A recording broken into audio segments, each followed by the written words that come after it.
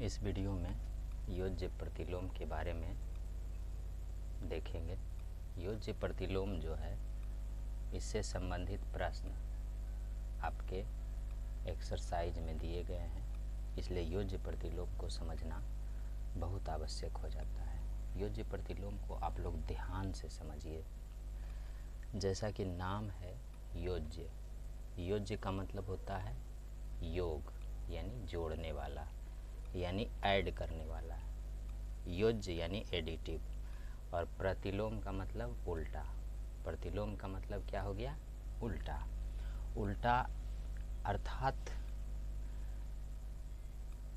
जोड़ने वाला उल्टा, ऐसा जोड़ने वाला उल्टा जिससे कि रिजल्ट हो जाए। आप लोग दो चीज़ इसके पहले देखे हैं, योज्य तत्समक। योज्य तत्समक किसे कहा जाता है? जीरो को। और गुणन तत्समक, गुणन तत्समक ये किसको कहते हैं? एक को।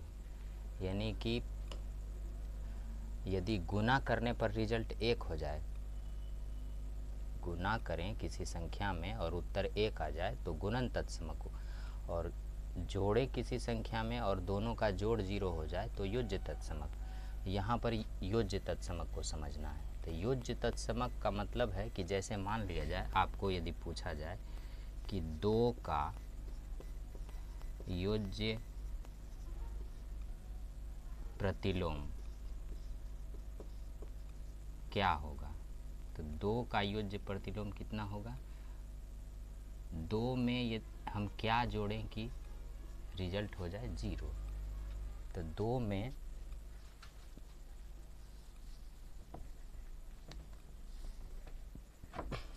में यदि हम -2 जोड़ दें तो इसका रिजल्ट हो जाता है जीरो। इसका मतलब दो का योज्य प्रतिलोम हो गया -2। 3 का योज्य प्रतिलोम क्या होगा? 3 का योज्य प्रतिलोम होगा -3, क्योंकि 3 + -3 बराबर 0। बोलेगा -5/4 का योज्य प्रतिलोम क्या होगा? तो ये हो जाएगा +5/4, क्योंकि दोनों को जोड़ेंगे तो रिजल्ट हो जाएगा 0। तो इस प्रकार से योज्य प्रतिलोम की परिभाषा हो गई, इसका उदाहरण हो गया। अब इससे संबंधित प्रश्न आगे बढ़ाएंगे, जब बनाएंगे तो पूरी तरह से योज्य प्रतिलोम क्लियर हो जाएगा। अब हम लोग आगे देखते हैं गुणन प्रतिलोम के बारे में समझते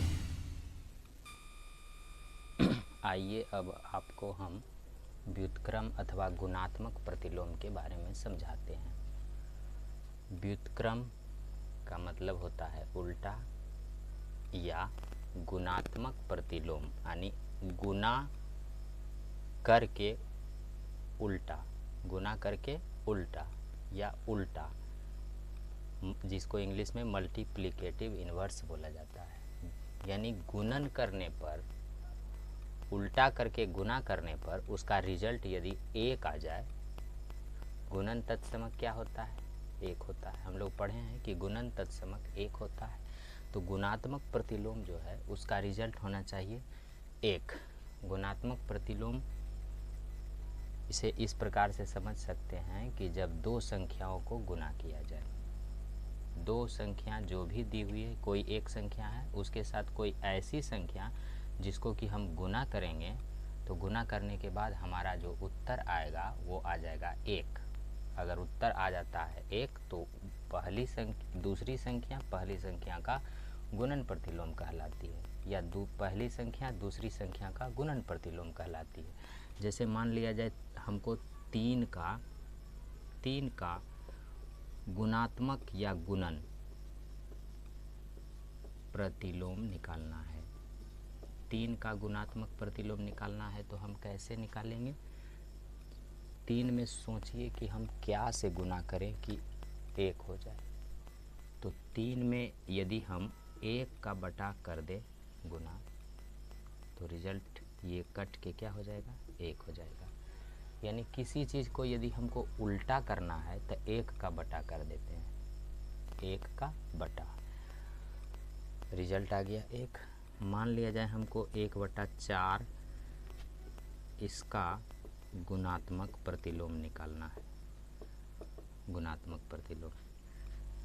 तो 1/4 और गुना। अब 1/4 का उल्टा क्या होगा? 4 होगा। कैसे आता है? 1 का बटा कर देते हैं, 1/4। अब ये 4 ऊपर चला जाता है तो हो जाता है 1/4, ये 4 ऊपर गया तो 4 गुना 1/1 यानी 4। रिजल्ट आ गया 1। तो 1/4 का गुणात्मक प्रतिलोम 1, यानी 1/4 का गुणात्मक प्रतिलोम कितना हो गया? 4। 1/4 का गुणात्मक प्रतिलोम 4 हुआ, क्योंकि रिजल्ट यानी इसका गुणात्मक 3 का गुणात्मक प्रतिलोम हुआ 1/3 और 1/4 का गुणात्मक प्रतिलोम कितना हो गया? 4। 1/4 का गुणात्मक प्रतिलोम आया 4। आंसर हमारा ये वाला होगा। ये सिर्फ करके आपको दिखाए कि 1 हो रहा है, 1 हो रहा है।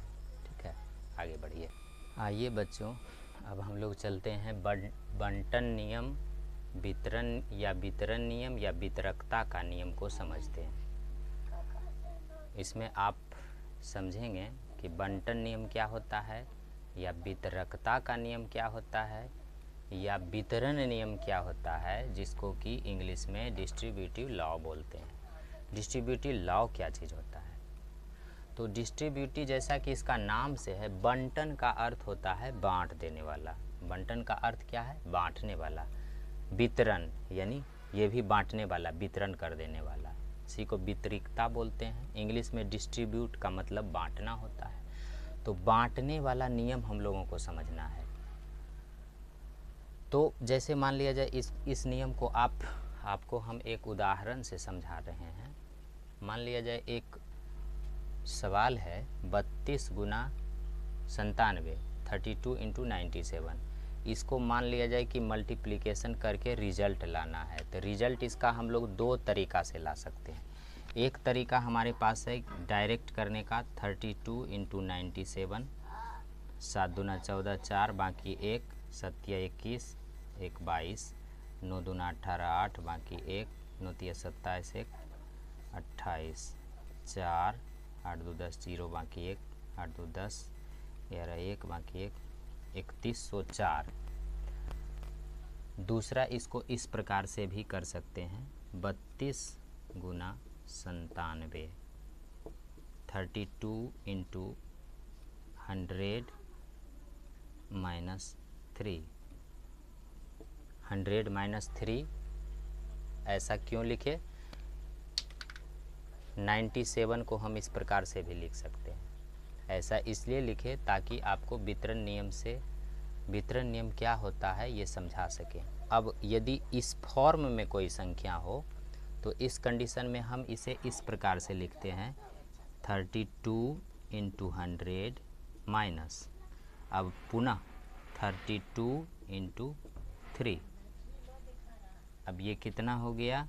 3200 माइनस 32 तिया 96। इसको घटाएंगे तो हो जाएगा 3104। यहाँ आप देख सकते हैं कि इसमें भी रिजल्ट आया 3104, इसमें भी रिजल्ट आया 3104, यानी परिणाम दोनों में सेम है, रिजल्ट सेम है, लेकिन बनाने के प्रोसेस में अंतर है। एक ये बचपन से हम लोग जैसे बनाते आ रहे हैं वो वाला है, एक अभी क्लास 8 के लिए आपको यहाँ से वितरण नियम लगा है, यहाँ से वितरण का नियम लग गया, वितरण नियम यहाँ से लागू हो गया है। तो वितरण का अर्थ होता है बांट देना।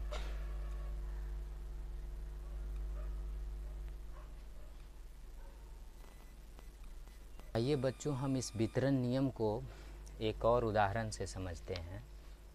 एक गुना करना है 32 गुना 104, तो इसको हम लोग इस तरह से कर सकते हैं, 32 इंटू 100 प्लस 4। 104 को 100 प्लस 4 लिखा जा सकता है। अब वितरण नियम इसमें लगाएंगे, 32 इंटू 100 प्लस 32 इंटू 4। यहाँ डिस्ट्रीब्यूटिव लॉ लग गया है, डिस्ट्रीब्यूटिव लॉ, वितरण नियम। किस पर? योग का, योग का वितरण नियम। यानी ये प्लस है इसलिए योग का, इसके पहले माइनस था तो व्यवकलन पर वितरण नियम वहाँ लगा, यहाँ प्लस है तो योग पर वितरण नियम लगा। अब इसको हम लोग सोल्व करेंगे, 3200 प्लस 4 दूना 8, 4 तिया 12, यानी रिजल्ट कितना आया? 3328। यदि इसी चीज़ को हम डायरेक्ट बनाएंगे, डायरेक्ट मेथड से बनाएंगे तो रिजल्ट कितना आता? 32104। इसको गुना करेंगे, 4 दूना 8, 4 तिया 12, 00 32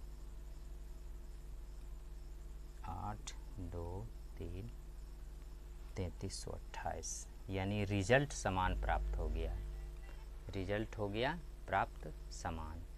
तो इस प्रकार से हम लोग ये देखें कि योग वितरण नियम, योग का वितरण नियम, फिर व्यवकलन का वितरण नियम, और वितरण नियम होता किस तरह से है? तो वितरण नियम में क्या होता है कि कोई एक संख्या मान लिया जाए, यहाँ पर कोई भी, इसको इस तरह से समझ सकते हैं कि कोई संख्या a b प्लस सी इस टाइप के फॉर्म में है, तो इसको वितरण नियम से हम कैसे तोड़ सकते हैं? a cross b plus a cross c, इस फॉर्म में, ये स्टैंडर्ड फॉर्म हो गया।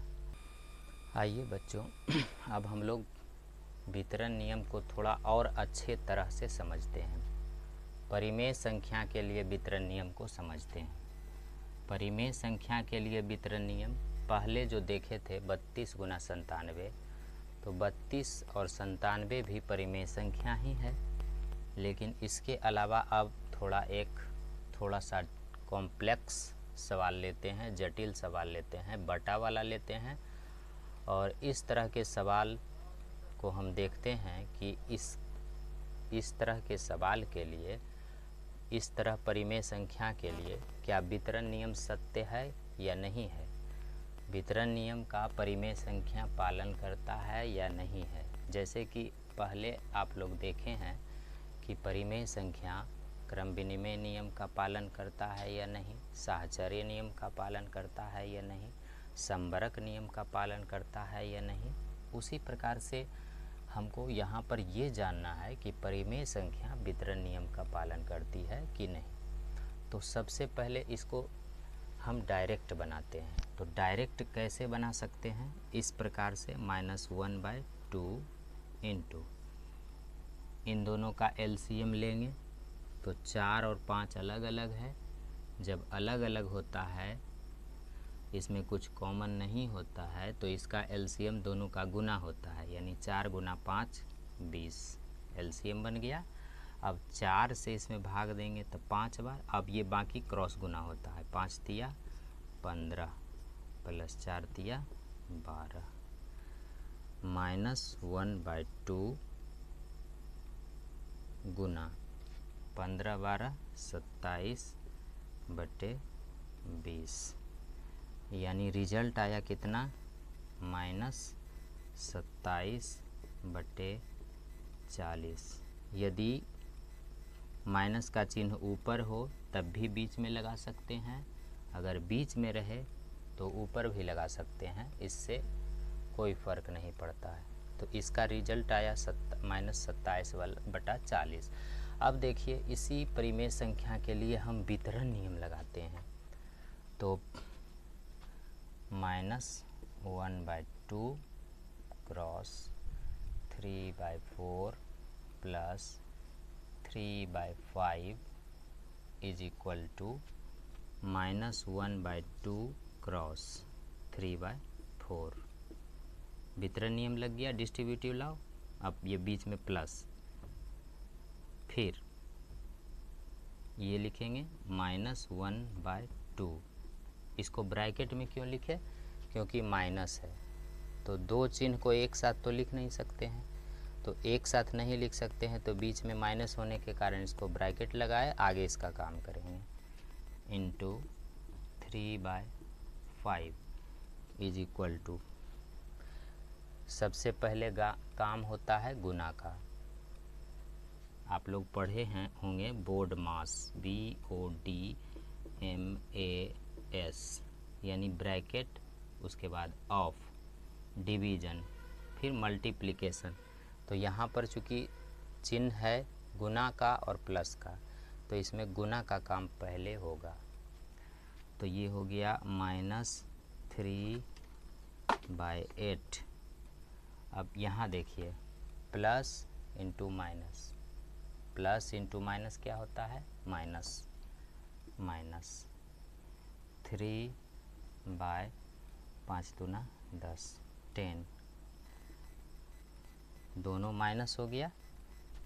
अब इसमें एलसीएम 8 और 10 का एलसीएम कितना होगा? तो दोनों 8 और 10 एलसीएम निकाल लेते हैं हम लोग। 2 चौक 8, 2 पचे 10, यानी 2 चौक 8, 8 पचे 40, 40 हो गया। 8 पचे 40, 5 तिया 15, -15, माइनस 10 चौक 40, 4 तिया 12, यानी रिजल्ट कितना आया? माइनस। देखिए, यदि चिन्ह एक समान हो, या तो दोनों प्लस हो या दोनों माइनस हो, तो उस कंडीशन में हम लोग सीधा सीधी जोड़ देते हैं। सीधा सीधी जोड़ देंगे और जो बड़ा रहेगा उसका चिन्ह आएगा। तो 15 12 जुट के हो गया 27, और चिन्ह 15 का माइनस है, इसलिए -40। देखिए, यहाँ का रिजल्ट और यहाँ का रिजल्ट, दोनों का रिजल्ट सेम हो गया। इसका मतलब है कि परिमेय संख्या, हम यहाँ पर हम निष्कर्ष क्या निकाले? निष्कर्ष हम लोग ये निकाल सकते हैं कि परिमेय संख्या गुणन पर योग के वितरण नियम का पालन करती है। इसी प्रकार से आप ये देखें, इसके पहले आपने ये देखा कि 32 गुना 97 जब किए थे तो वहाँ माइनस वाला था, और उस पर भी वितरण नियम परिमेय संख्या गुणन पर वितरण नियम पालन की थी। तो पहला निष्कर्ष ये निकला। दूसरा, इसके साथ हम ये भी कह सकते हैं कि परिमेय संख्या गुणन पर व्यवकलन किसको कहते हैं? घटाव को कहते हैं, सब्सट्रैक्शन को कहते हैं। गुणन पर व्यवकलन, गुणन पर व्यवकलन के वितरण नियम का पालन करती है। यानी परिमेय संख्या गुणन पर योग के लिए और व्यवकलन के लिए, घटाव के लिए, जोड़ के लिए और घटाव के लिए, दोनों के लिए परिमेय संख्या जोड़ गुणन पर जोड़ के लिए, घटाव के लिए, दोनों के लिए वितरण नियम यानी डिस्ट्रीब्यूटिव लॉ का पालन करती है। आइए मेरे दोस्त, अब आप चैप्टर की तरफ धीरे धीरे आगे बढ़िए।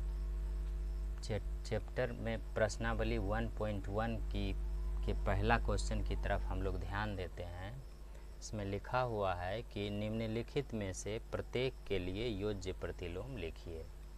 योज्य प्रतिलोम लिखना है। योज्य प्रतिलोम योज्य तत्समक के बारे में हम लोग जानते हैं कि रिजल्ट हमको 0 बनाना है। हमको रिजल्ट क्या बना देना है?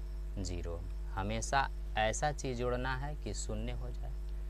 तो उसके लिए हम बताए हैं कि जो संख्या रहे उसका सिर्फ आपको चिन्ह बदल के लिख देना है। सिर्फ चिन्ह शुरू में लिखा रहता है।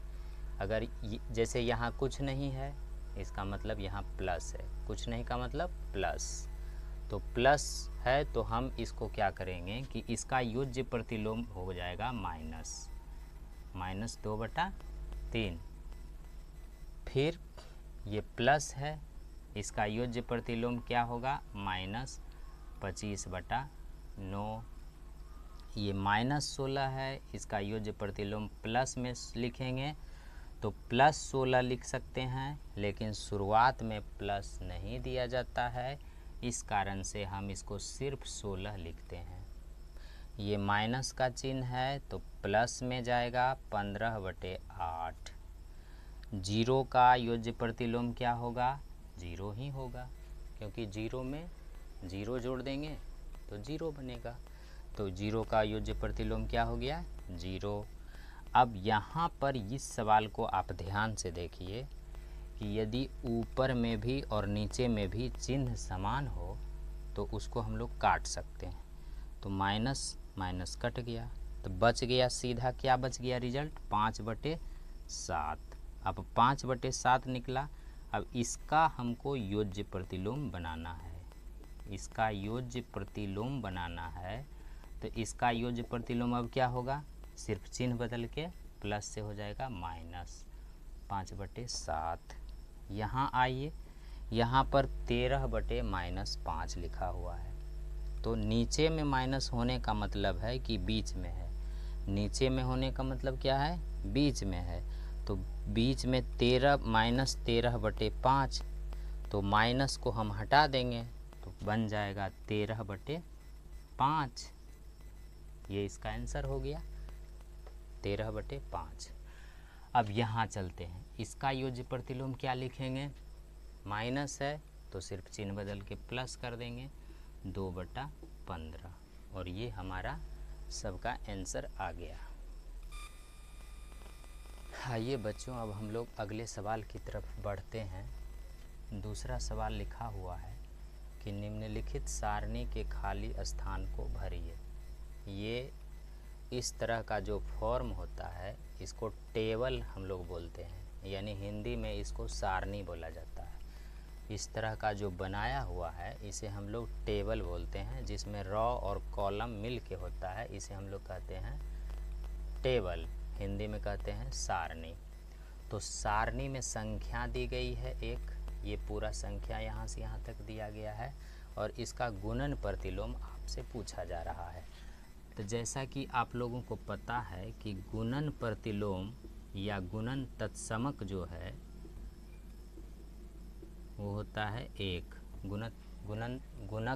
गुणन तत्समक क्या होता है? 1 होता है। योज्य तत्समक क्या होता है? 0 होता है। तो गुणन तत्समक का मतलब है कि किसी संख्या को क्या चीज़ से हम किस संख्या से गुना करें ताकि उसका रिजल्ट जो है, ताकि उसका उत्तर जो है वो 1 आ जाए। तो एक एग्जाम्पल यहाँ दिया है, पहले भी आप लोग को बताया गया है, -13। क्या बोले? इसका गुना का जब लाना हो रिजल्ट तो उसका उल्टा कर देते हैं, यानी 1 का बटा -13। सेम इसमें करेंगे 5/4, इसका उल्टा क्या होगा? 4/5। 4/5 आता कैसे है? 1 का बटा में चल जाता है 5/4। अब ये उलट के आ जाता है 4/5। अब यदि ये दोनों को हम गुना करेंगे 5/4 इंटू 4/5 तो हमारा रिजल्ट क्या आएगा? कटेगा एक बार में, फिर ये कटेगा एक बार में, रिजल्ट आएगा 1। यानी गुणन प्रतिलोम इसका हो गया 4/5। इसको भी, इसका गुणन प्रतिलोम क्या होगा, उल्टा कर देंगे, -7/4। इसका गुणन प्रतिलोम, यहाँ देखिए ये माइनस कट जाएगा, तो एक्चुअल में ये क्वेश्चन ये है 5/8। वो सिर्फ माइनस कंफ्यूज करने के लिए दिया हुआ है, लेकिन वास्तव में ये क्वेश्चन है 5/8। तो इसका गुणन प्रतिलोम क्या होगा, 1 का बट्टा 5/8, यानी सीधा समझिए उलट देंगे 8/5। अब -1 का गुणन प्रतिलोम क्या होगा, 1 का बट्टा -1, यानी कहने का अर्थ हो गया इसका रिजल्ट -1।